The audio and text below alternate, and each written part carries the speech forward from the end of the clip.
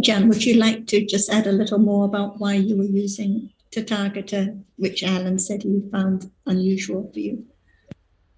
I think that when there's more understanding of the subtlety of reality, we can understand better and better about the word Tathāgata, because it just now seeing and hearing how deep and subtle it is, so that Bodhisattva has to develop right understanding and parami enough to directly experience it better than anyone in this universe at all. That's why the word Tathāgata means the one who has come to realize the truth, including Buddha and the other who has come to realize the truth. But who's the best? Who's the great? It's the Buddha himself.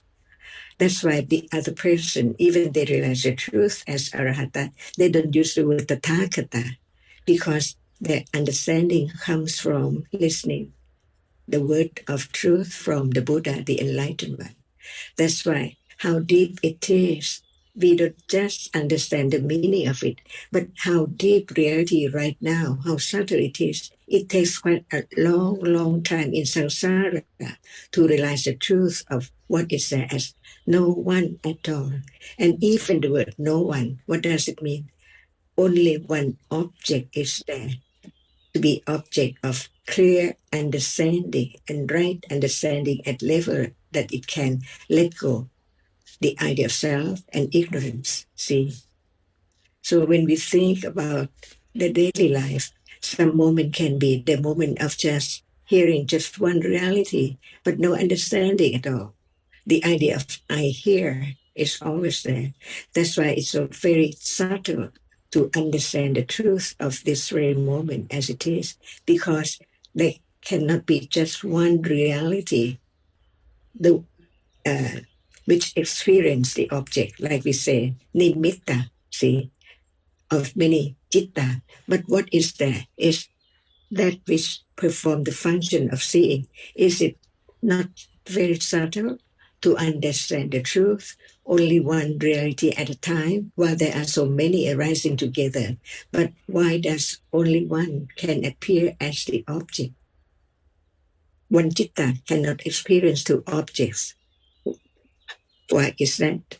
Because of the condition, ekakata cetasika, just one pointedness at the one object which is experienced only. There are so many things, and what is made by nothing is there.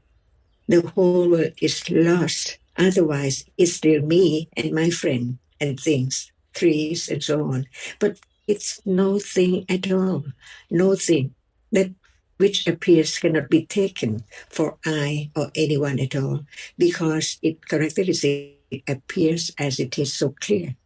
The reality which experiences an object at moment when it is known as its object very clearly, there cannot be any kind of rupa or any kind of other nama. See, only the chief of that which experiences no shape, no form, and no thing. Otherwise, there must be a little bit of I there. Look to any moment, at any moment when the right understanding is not strong enough, not keen enough. That's why the truth is so very deeply. That's why when we heard the word Tathāgata, how subtle it is of what is there now to be directly known as it is, as no one and nothing, and no world. Because what is the world is that which arises and falls away, no matter what. But there are conditions for many, many things to arise so rapidly, but only one can be object of experience. And only one means there's nothing together at all as object. Otherwise, that object does not appear clear. That's why before there can be the eradication of the idea of self, right understanding has to develop so keen and so firm confidence of the truth of no one and nothing. At moment of being scared, not me, it's a reality. At moment of attachment, it's not me, only a reality is there, shows itself as no one, but the I is there at moment of experiencing it. Viññāna khanda, Sanya Khanda, Vedana Khanda. And what is there? So many things unknown. That's why learn to understand each word of truth that Buddha had enlightened. Otherwise, there must be the idea of self somewhere, for sure, because no understanding of that object as it is. It can be only intellectual understanding, but that is not enough because the I understand, not the moment when there's no I at all. Otherwise, there wouldn't be the moment of realization of the truth as Ariya Satya. No one at all. Even that word, no one, means no thing, no other reality together. Otherwise, it's not clear enough to begin to let go the idea of self from that which appears. But what about other things? It's still there. That's why it has to be daily life. And when we heard about the word anattanis, it just suddenly popped up, even right now. But no panya to see the moment when it pops up, because clinging, ignorance is there of that which appears from moment to moment as something. That's why listening carefully to the truth and have firm confidence of the truth of no I and no thing and no self. At moment of hearing about the truth, understanding it is the understanding of the truth of it cannot be taken for anything permanent, no I and no one at all, no thing at all.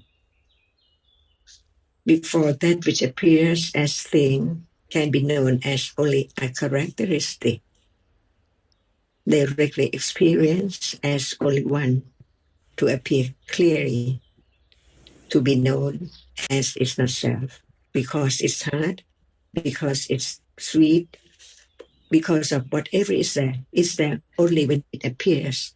See, but the idea of something is there all the time in the refrigerator or here and there, but actually it's not there at all, arising and falling away until the truth open up, pop up, to be known as anatta, more confidence of the meaning of what is meant by that. No control, no one and no thing at all. Otherwise, there must be condition for samsara to roll on non-stop. Because not understanding what conditions what. Only when conditions are not there anymore, nothing can arise. But it's not up. It's just understanding the truth, little by little, more and more, to be firmly confident of no one and no self. Even at this moment of hearing, when it's of no one and no self, it can be a moment of being aware of object naturally and understanding little by little by conditions. This is the only way to let go the idea of self, of things permanently.